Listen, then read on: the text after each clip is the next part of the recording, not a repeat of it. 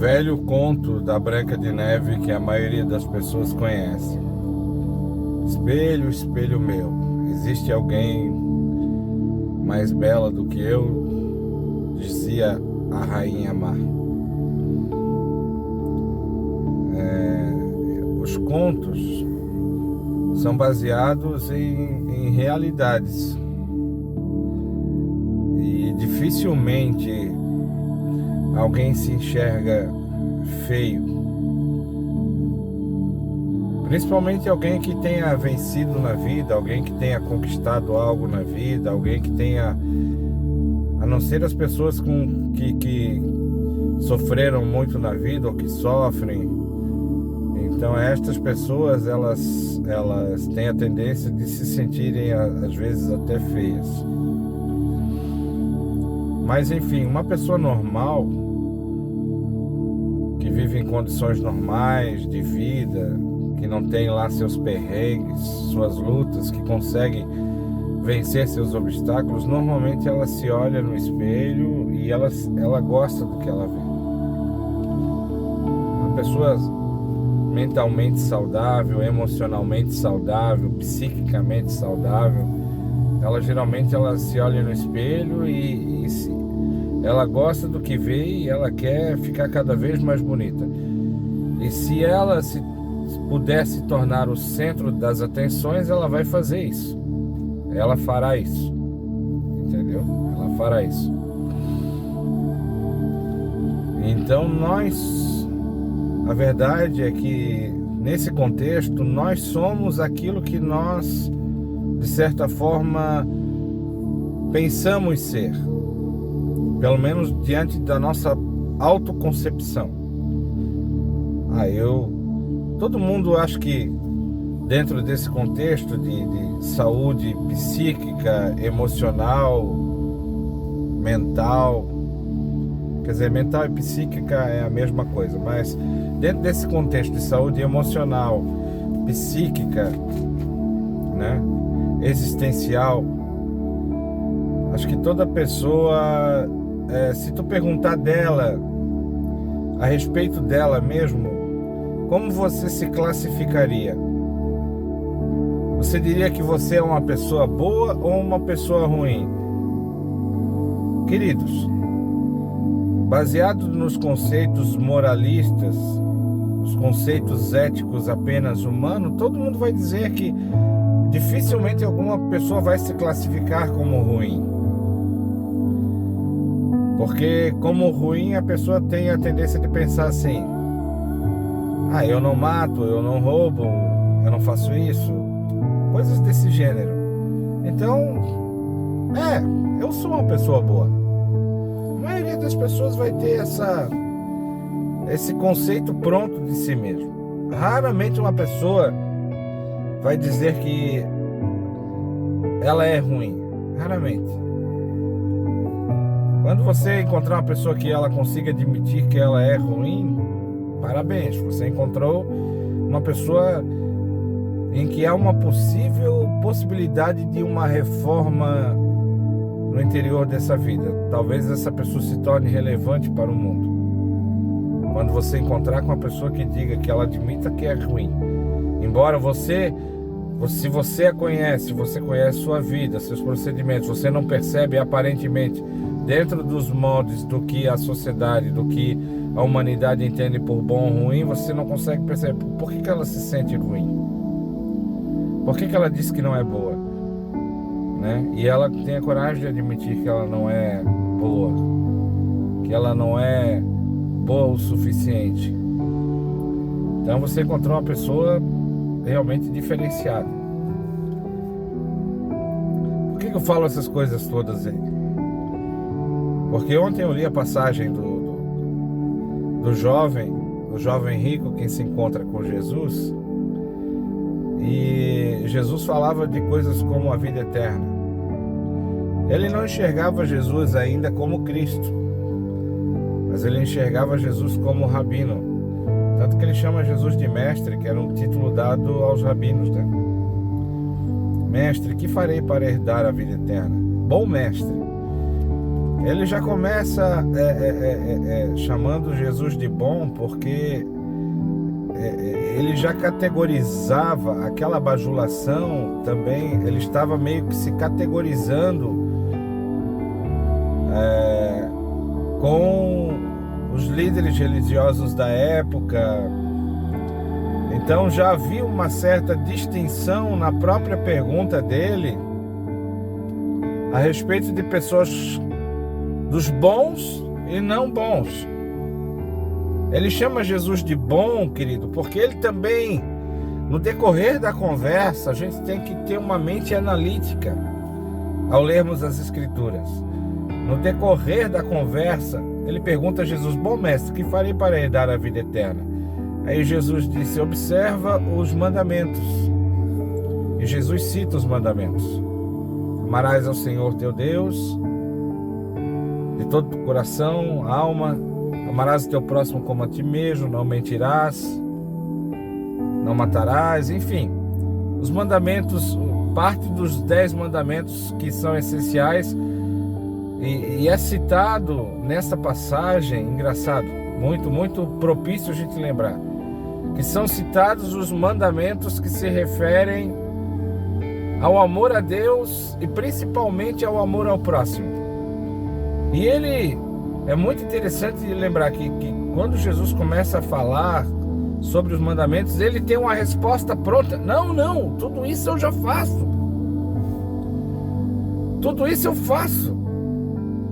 Ou seja, ele já diz assim, ele já começa com uma justificação de si mesmo. Eu faço isso. Eu faço. Lembre-se que entre o que Jesus falou sobre o amor a Deus sobre todas as coisas e ao próximo como a ti mesmo. Lembre-se. Então ele tem uma resposta pronta para Jesus. Não, eu já faço isso. Então eu imagino que nesse momento ele já está se autoproclamando capaz de herdar a vida eterna. Veja que quando Jesus fala sobre os mandamentos, ele já tem a imagem que ele vê no espelho. Eu faço todas essas coisas, eu respeito, eu amo ao Senhor, eu amo ao próximo. Eu sou maravilhoso. Ele já tem uma imagem formada de si mesmo. Eu imagino que ele estava buscando em Jesus apenas uma confirmação daquilo que ele era. Eu imagino que naquele momento ele apenas queria uma confirmação pública do quanto que ele era lindo, que ele era maravilhoso, querido. Porque nós vemos que o modo, eu pelo menos enxergo que o modo como ele fala prontamente, que observa tudo, todos os mandamentos, mostra uma certa prepotência. Porque quem acerta os 10 mandamentos 100% o tempo todo? Ele não falou assim: olha, eu luto por observar os 10 mandamentos, eu me empenho, mas eu percebo que ainda às vezes eu falho. Não, ele disse: eu já faço isso. Então ele está dizendo de si mesmo, ele está atestando, né, o que ele vê no espelho. E aí Jesus disse: então te falta uma coisa. Você vai, vende tudo que você tem, vende, dê o que você angariou com a venda disso aos pobres, vem, dê aos pobres, e quando você dá aos pobres, você vai ter um tesouro no céu. Ou seja, você vai se desfazer de todas as coisas, dando aos pobres. Você simplesmente não está jogando toda a sua vida, todo o seu trabalho, todo o seu empenho, que levou você a ser possuidor dessas coisas, no lixo.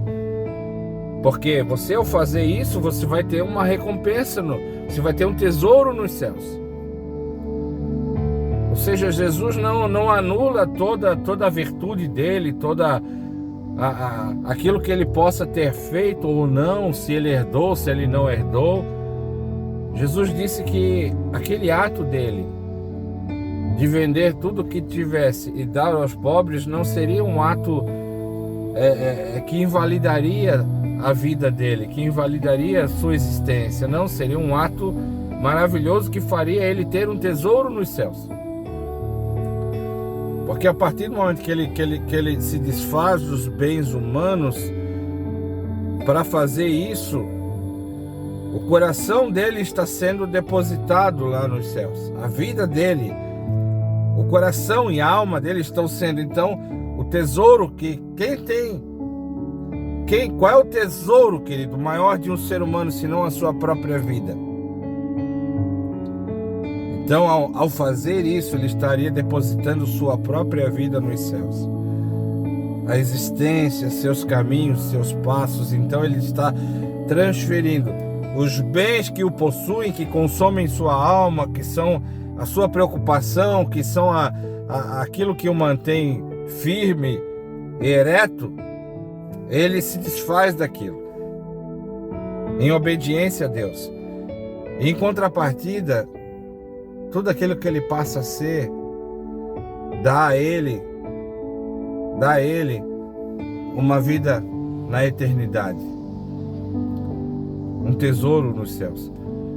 Mas, querido, quando Jesus chama ele para fazer isso, o que a palavra nos diz?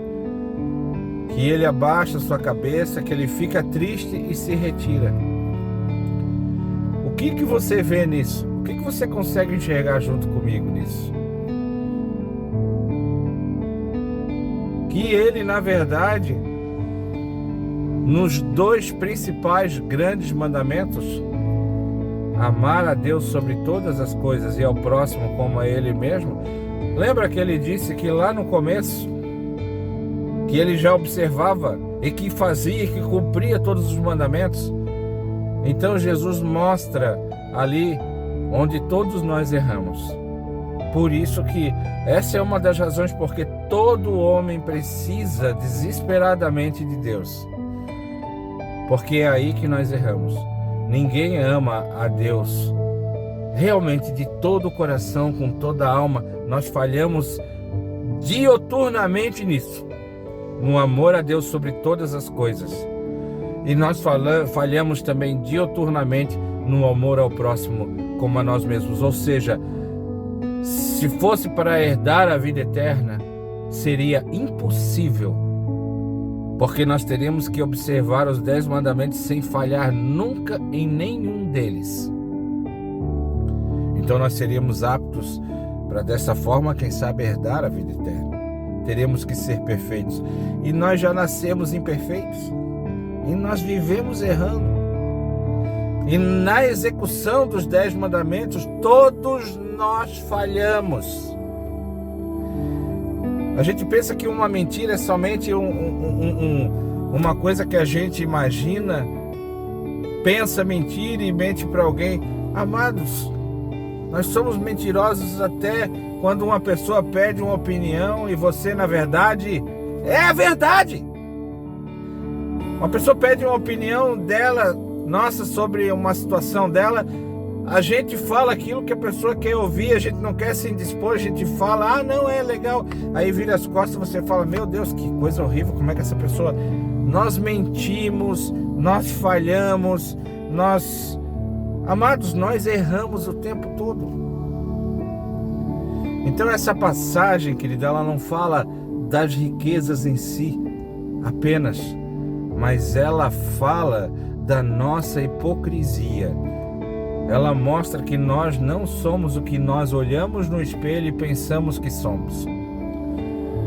Essa passagem, ela mostra a hipocrisia, que nós falhamos no amor a Deus sobre todas as coisas e ao próximo, porque se ele amasse ao Senhor, ele faria o que o Senhor pedia para ele, que Jesus estava pedindo para ele. E se ele amasse ao seu semelhante, ao próximo, como a ele mesmo, ele também venderia e faria o que Jesus falou.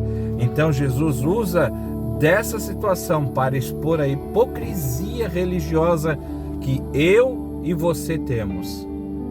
Por isso que nós precisamos realmente da graça e da misericórdia de Deus. Precisamos de Jesus para que possamos pensar em herdar a vida eterna.